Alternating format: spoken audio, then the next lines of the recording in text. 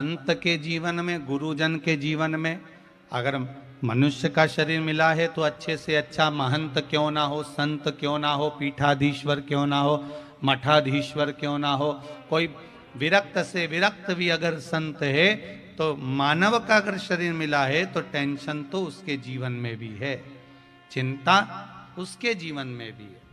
और अगर साधारण सा एक मानव है जो दो रोटी खा रहा है, व्यापार कर रहा है, व्यवसाय कर रहा है, दुकान चला रहा है, हाथ गाड़ी चला रहा है, साइकिल रिक्शा चला रहा है, ठेला चला रहा है, पान की दुकान चला रहा है, एक साधारण सा व्यक्ति, मनुष्य का अगर जन्म मिला है, मानव का शरीर मिला है, साधारण से साधारण मानव को भी मानसिक टेंशन, जीवन में चिंता तो रहेगी।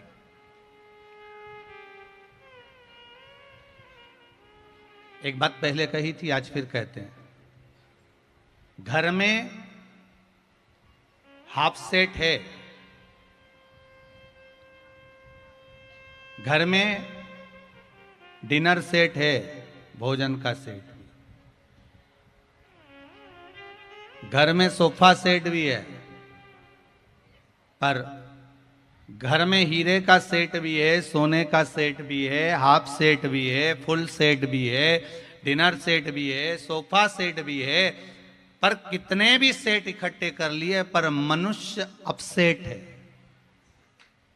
मनुष्य सेट नहीं है, मानव जीवन अगर मिला है तो अपसेट ही है। सेट बहुत इकट्ठे कर, मानव का शरीर मिला है, मनुष्य की देह मिली है जीवन में, तो थोड़ा मानव का शरीर मिलने के बाद मानव अपसेट तो रहे। स्वयं मेरे राम जी महाराज, स्वयं मेरे राघव जी भी अगर इस मृत्यु लोक में आए हैं, मानव का शरीर अगर मिला है, मानव की देह प्राप्त हुई है, तो भगवान राम को भी चिंता रही है। अगर मेरे भगवान कृष्ण का अवतार हुआ है तो मेरे कृष्ण को भी चिंता रही है। चिंता किसको नहीं थी महाराज।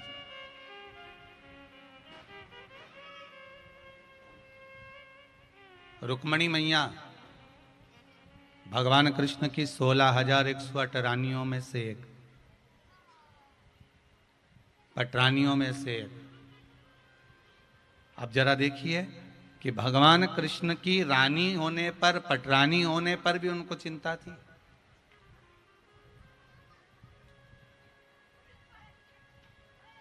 घर में बेटे का जन्म हुआ, रुक्मणी मैया के गर्भ से भगवान प्रद्युम्न का जन्म हुआ।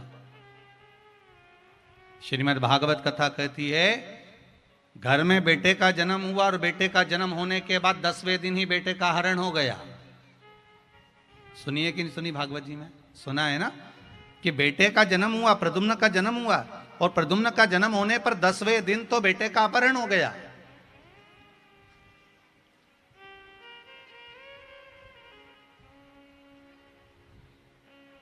केवल 10 दिन का था बेटा, और केवल 10 दिन के उस बेटे का हरण हो गया था, केवल 10 दिन का। अब जरा विचार करिएगा, एक माता के पास में सोए हुए पुत्र का 10वें दिन हरण हो जाना, माता कितनी रोती होगी, बिलखती होगी, कितना रोती होगी मां, कितना बिलखती होगी।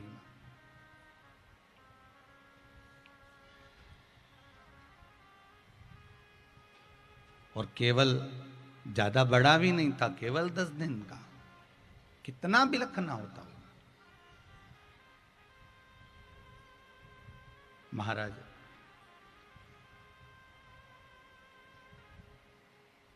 खूब चिंता माता रुक्मणी के जीवन में आई। आपको लगता है कि केवल टेंशन में आप रहते हो, आपको लगता है कि चिंता में आप रहते हो। शिव महापुराण की कथा कहती है, मानव का शरीर मिला है, चिंता हर एक मानव के जीवन में रहेगी, टेंशन हर एक मनुष्य के जीवन में रहेगा।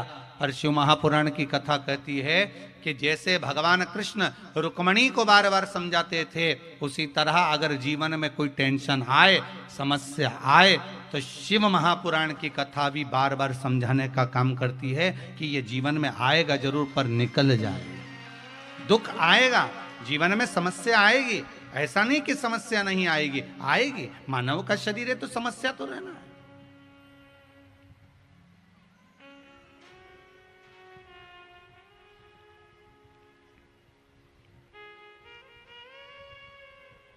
रुक्मणी मैया खूब रोई। अब देखो भगवान कृष्ण की धर्मपत्नी रो रही हैं, उधर राम जी महाराज की कथा को उठाकर देख लो तो माता सीता रो रही हैं। समस्या आई कि नहीं आई माता जानकी के साथ में? राम जी पर भी समस्या आई, राम जी को भी टेंशन रहा, लखन लाल जी को भी टेंशन रहा, भगवान कृष्ण को भी टेंशन रहा। समस्या क्या नहीं आई? अगर मानव का देह मिला है, हम कहते हैं कि मनुष्य का शरीर मिला और आपको समस्या नहीं रहेगी, टेंशन नहीं रहेगा, या कोई तुमको बाबा जोगी मिल जाए, कोई ऐसा महाराज मिल जाए जो तुमसे कहे कि मैं तुमको ऐसा कर देता हूं कि तुम्हारी जिंदगी में कोई टेंशन रहेगा ही नहीं, तो चिंता तो होगी, टेंशन भी आएगा, समस्या भी आएगी। पर इतना याद रखना, मेरे भगवान कृष्ण रुक्मणी जी को समझा समझा कर चिंता कम कर देते हैं। राम जी सीता जी को समझाकर चिंता कम कर देते हैं, और राम जी और कृष्ण जी को चिंता आती है तो देवाधिदेव महादेव समझाकर कम कर देते हैं। उसी तरह आपके जीवन में भी समस्या आए, चिंता आए, आएगी, पर हमें भटकना नहीं, हमें शंकर की शरण में रहना, हमें शिव के चरणारविंद में रहना, हमें शिव चरणों की ओर जाना है। जब हम भगवान शंकर के चरणारविंद की ओर जाएंगे, जब हम भगवान शंकर के चरणों का स्मरण करेंगे, शंकर भगवान के चरणों का नाम जाप करेंगे, शंकर भगवान के चरणों का स्तवन करेंगे, तो अपने आप चिंता समाप्त हो।